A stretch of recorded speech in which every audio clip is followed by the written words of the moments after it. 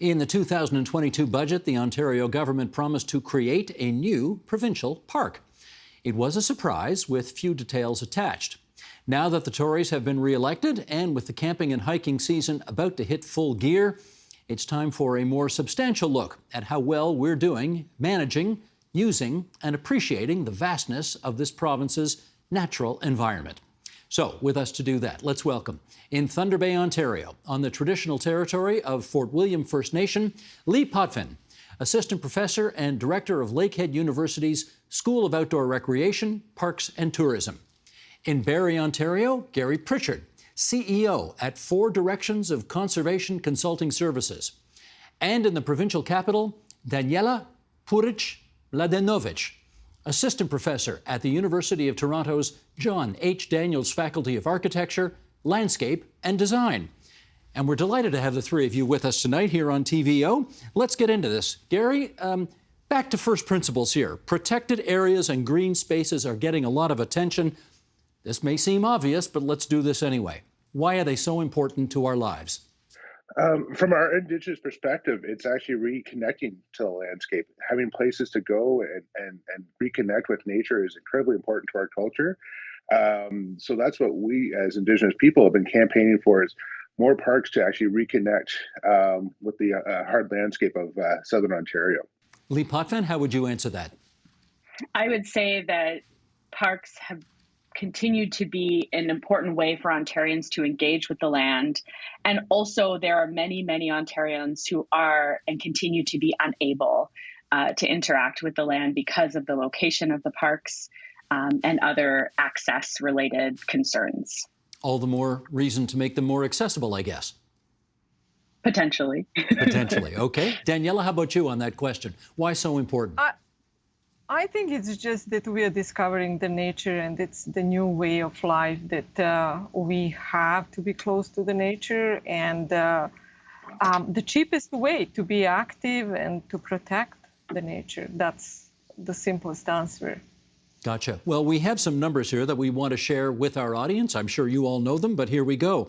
There are more than 7.4 million hectares that span over 335 regulated provincial parks. That is part of the total provincial protected areas that equal more than 10 million hectares and make 9.4% of the province. There are almost 1.4 million hectares of nationally protected land in Ontario, and that makes up 1.3% of the province. Including privately protected areas, there's a total of almost 11.6 million hectares, making almost 11% of the province. Almost 11%. Now, there are different categories here, and Gary, maybe you could take us through them. What's the difference between all of these different kinds of protected areas in the province? Well, there's several that we find very restrictive as Indigenous people, and I'm able to start there and open it up to the rest of the group. But we find our ability to harvest and gather very restrictive in some of these types of protection through a non-Indigenous, more colonial lens. So some Ontario parks allow us to harvest. Some parks don't, and that's one of the things that we're trying to break down. And there's other effective means of conservation and that we're looking for through the park system and green spaces.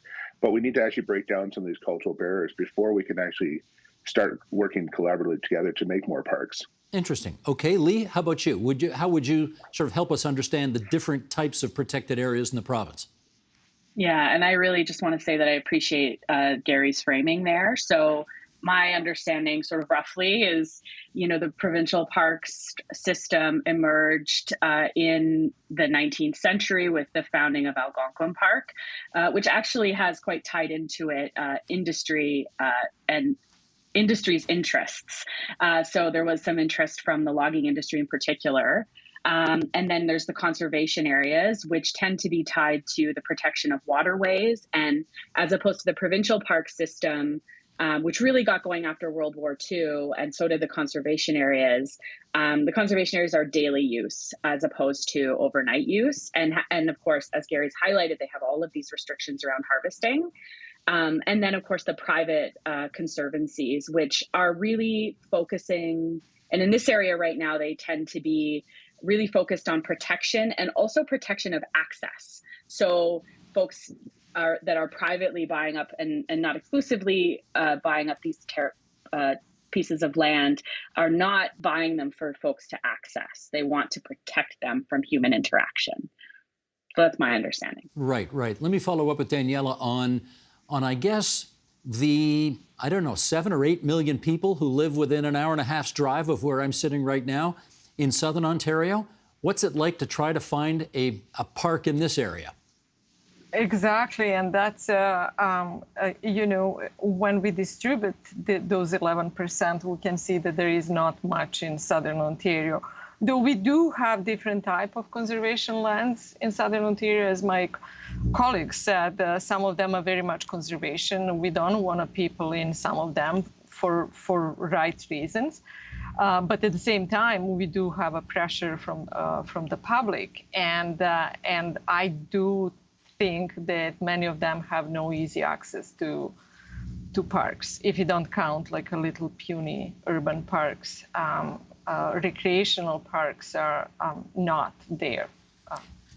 Now that's funny. I've never heard them described that way before. Little puny urban parks. Yeah. They don't count, eh? Exactly, and I did that on purpose because I don't want to use any scientific terms for that because as an example, you look at Mississauga and there are little woodlots surrounded by urban development, and which is doesn't provide any large opportunity for walking and recreation. Toronto, it's a fortunate one because it has ravine systems that are leading somewhere. But if you look at other urban areas, it's little woodlots that we pretend we save them from development, but in fact, they are not. And they are not functional Now, for Lee, recreation. Lee, you're about a 20 to 24-hour drive north of where I am right now. So the assumption, of course, for those of us who live south of the French River is that there are just vast amounts of green spaces and parks for you where you are. Is that in fact the case? Yeah, I mean, that is the case. There are quite a few, not only provincial parks, but, you know, urban parks and recreation areas around Thunder Bay, around Fort William First Nations territory. Some of those are underutilized. Some of them are not. I would say that a huge barrier for us here is access, as I highlighted in the beginning. So unless you have access to a car and the lifestyle that affords a weekend or a long weekend, then you are unable to access a lot of these spaces. And I just wanted to pick up on something Daniela said about urban green spaces. There's a report that just came out about race and nature in the city in particular, and the interests of urban youth and their access to park spaces. And some of what those youth have highlighted are perhaps different than what we might conceive as access to nature. So for example, you know, being able to rent a barbecue pit in one of the larger parks in Toronto is a desirable way to spend time in the outdoors. Now, someone from Thunder Bay might say, well, an urban park isn't the outdoors. The outdoors is 20 minutes from, you know, the last house or the last major highway. But I think as we conceive of parks moving forward, we need to take into account the diversity in urban centers and the experiences of racialized youth as we construct these spaces. Gary, how about for you in central Ontario? How much?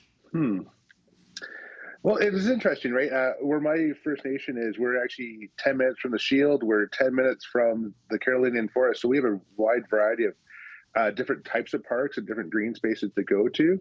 I agree with both statements from everybody that some people, that is the nature that they so seek out, desire, but some other people need to access more and go further.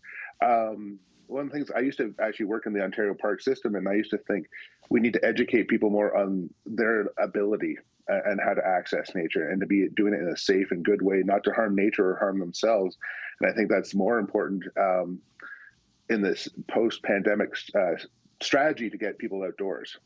Well, pick up on that if you would, Gary. What do you think protecting more area for provincial parks or whatever, what do you think that would do for the environment?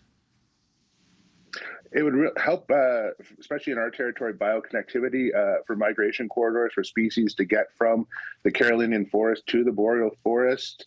That's a big thing that we have. We're actually, a lot of our research that we're doing as First Nations is actually showing us that the animals are traveling the major 400 corridors, and we want them to stick to more naturalized areas so they have spaces to stop over and rest. Not an en route, but actually an actual wetland or a woodlot, and actually help those species thrive and migrate through to get to the far north. Daniela, how about you on that? What would more protected area do for the environment? Oh, I agree with what Gary said. We need to reknit our landscape because, with all fairness, what we have, it's good. We need to conserve, but we have to start thinking where else we should be making the linkages for both wildlife conservation, but also people. And that takes a very strategic approach and cannot be looked to without looking at the land use planning and green space. And I would just add that there is that conflict out there. Gary touched on that, corridors, highways. And we are doing a little bit ad hoc that right now and opportunistic. So we really need a strategic approach to envision a green system across southern Ontario. Lee, let me pick up on the people angle there. What do you think it would do for communities to have more protected green space? I think that's a really fraught question, depending on who you count or who gets counted as the community. And I think that the history of the parks has not, in this era of reconciliation, we need to be considering who has not been included in these conversations before. And, Gary has alluded to this in some of his responses as well. And I think, we need to, if there were to be a new park created, then who is part of that conversation? I would say that Indigenous communities should be part of it, as their right to self-determination. And this conversation, I think, sits next to the current land back conversation that's happening as well. So that's a slightly complicated answer, but I think that we need to be including community from the, pardon the pun, ground up, and making sure that there is that equity of access built into the process.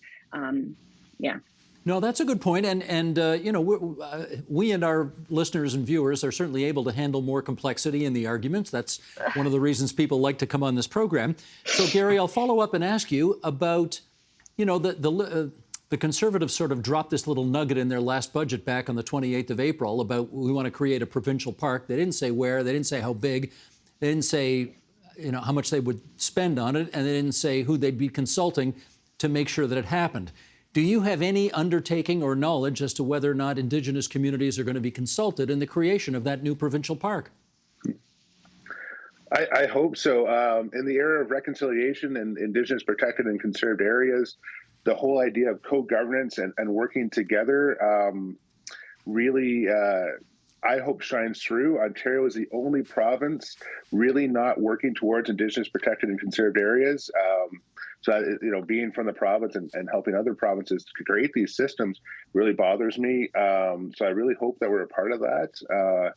And actually talk about how to use the land together. When we signed treaties historically, it was about living together in a space together. And we need to really reunite that treaty relationship to create more green spaces and create healthy environments for all people to thrive in. Do you see evidence that's happening? Not in Ontario. What would it take to change that?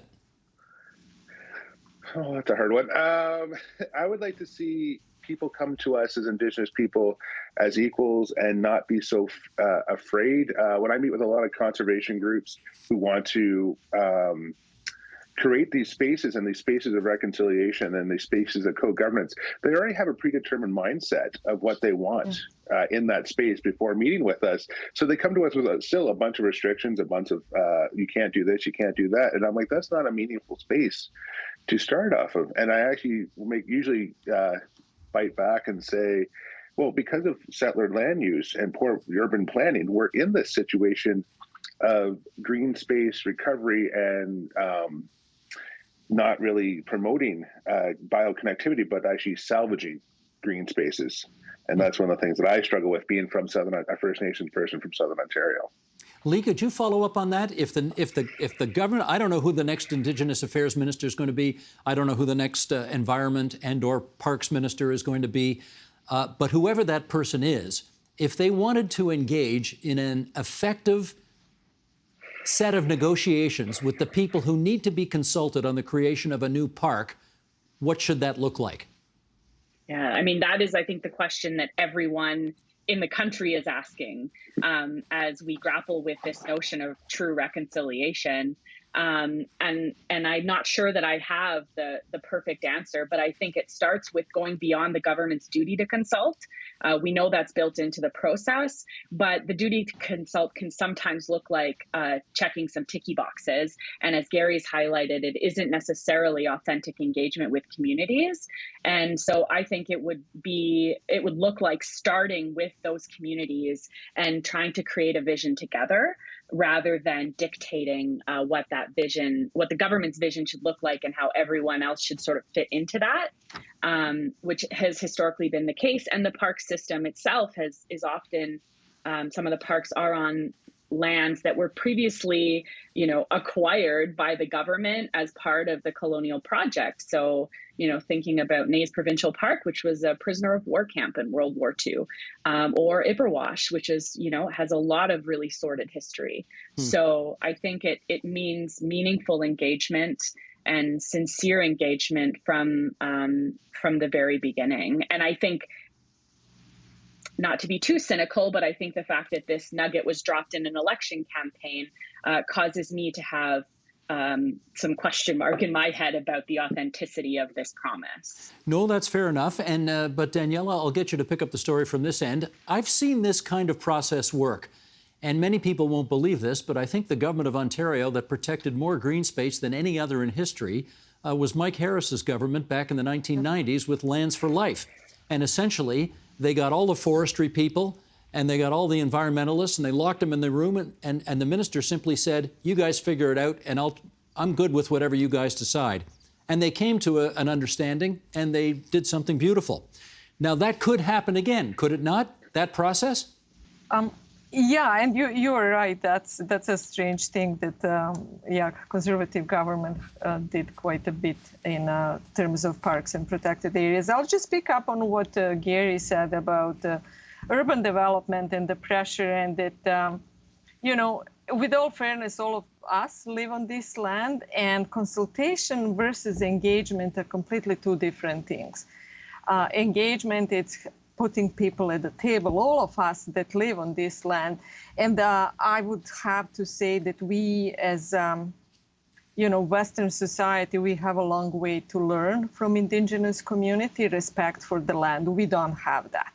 And I think we just have to be honest and have everyone at the table and learn why do we value what we have. And some things are just because they're part of us. And if we start doing it that way, what do we envision as a society for this land? And I mainly talk about Southern Ontario because I do hope that park, with due respect, any park, it's a good park, that it's not going to be other one in up north or the land that it's not good for anything else, but let's say, okay, let's build the park.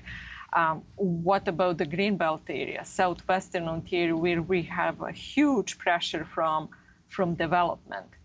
And we may have to plan that park. And that's a new concept that we should start thinking. It's not just an opportunity to protect something and we walk away, but it's envisioning and admitting that we need to build and restore the landscape, maybe through parks, maybe through other means of land conservation. Do you have any idea, Daniela, where that new provincial park might be located? I have no idea. I just know that, the Greenbelt and all of these areas that are hot topic for development, I don't expect it to be there, to be honest. I do hope it will be something there, but I don't know. Lee, I don't know if you have a wish list, but if they came to you and said, where should we create the next provincial park in the province of Ontario, where would you throw your dart on the map? I have the opposite response of Daniela, which is that I don't think it would be created in the north, because for a variety of reasons. There are a number of parks. The population of Ontario is largely clustered, in Southern Ontario. I'm not saying these are good reasons, but I think that these are reasons, and I do think access is a huge issue. So I don't know if I would go wholeheartedly into a new park project. I think that I would go back to those fundamental questions of who is this serving, what is the purpose, who is involved. And should we be putting our efforts into increasing accessibility through, public regional transportation to get people to parks that already exist that they're unable to access? Gary, if you had a seat at the table with whoever the cabinet minister is that's going to make this call, where would you tell them to put it? Yeah, I would love something in Southern Ontario for several reasons. One, about connecting people to nature. That's a big thing that I do. I'm also a wildlife photographer besides a biologist, and I like people to see nature for the beauty that it is. But the other piece is actually access. A lot of people aren't mentally coping with the stresses of the pandemic, and their connectivity to nature would be fantastic if they can get to a park. One of the parks I've been actually working on redesigning in Toronto and Scarborough was actually allowing access for people with disabilities. And that's something that was fairly new for me, working most of my park career in the north, really thinking about people with access problems and allowing them to connect with nature on a trail system that's easy for most people or vehicles to travel on. That was a great experience. That was definitely something we don't get as Indigenous people every day about parks. And we used it as an educational opportunity to educate people of Scarborough about the Mississauga or Mississauga people. And that was great, too, because that's that reconciliation piece. And that was a really great project. Right. Daniela, let me ask you about the other side of the coin. And I do hear this criticism, which is, given how pent up everybody's been over the last 2 years, there is this pent up desire to get out there. And if we create a new park and it is overrun or inundated with people and it causes a negative footprint on the park, how problematic is that going to be for nature at the end of the day? Oh, it's a huge problem. It's already a problem in many of urban parks. They are overrun by people because people need green space, but and then we see all the changes in terms of invasive species, pressure, disturbance, like a million examples from the past 2 years, and that's where a really strategic. And when I say planning, I'm thinking about conservation planning across the landscape needs to be done, where we have to decide what's the carrying capacity of the park. And we have to be clever how we design, by designing the system of trails where you take people maybe away from those valuable spaces, you give them other means and other spaces that they can use. So it's not just saying, okay, we left this on the landscape, go and run it. It has to be really carefully planned and designed. And as Gary said, obviously we are starting to address the accessibility issue. At the same time, we have examples like species at risk. We are overrun by invasive species. So it's really a complex complex issue that it's not either or, but it's constantly finding the balance and adapting along the way, meaning really, really careful, strategic, spatial planning for these parks. Well, I did warn the three of you that the time would fly by, and it has. I'm down to my last 30 seconds here, and Lee, I'll put it to you. I want you to give our viewers and listeners some sense of what it does for you personally when you are able to get into the vast outdoors of northwestern Ontario and just be one with nature. What does that do for you? Well, I have young children, and so it's really nice to be able to take my family out. It brings everyone's energy level down and up at the same time. So it's calming and it's invigorating. And I think in this particular moment in our history where we're tied into screens all the time, it's really nice to have that opportunity to share that experience with my kids and with my partner. So well described. Can I thank all of our guests for coming onto the agenda tonight? Lee Potvin, the Assistant Professor and Director of the School of Outdoor Recreation, Parks and Tourism at Lakehead University, all the way up in Thunder Bay, Ontario. Gary Pritchard, the CEO of Four Directions, who's come to us from Barrie, Ontario. Daniela Puric-Mladenovic, Assistant Professor, John H. Daniels Faculty of Architecture, Landscape and Design at the University of Toronto. A pleasure having all three of you on our program tonight. And yes, I wish for all of you a chance to get out to the great outdoors as the summer approaches and enjoy the beautiful green space this province has to offer. Thanks, everyone. Thank you. Thank you. Yep. Thank you. Miigwech. Thank you. The Agenda with Steve Paikin is made possible through generous philanthropic contributions from viewers like you. Thank you for supporting TVO's journalism.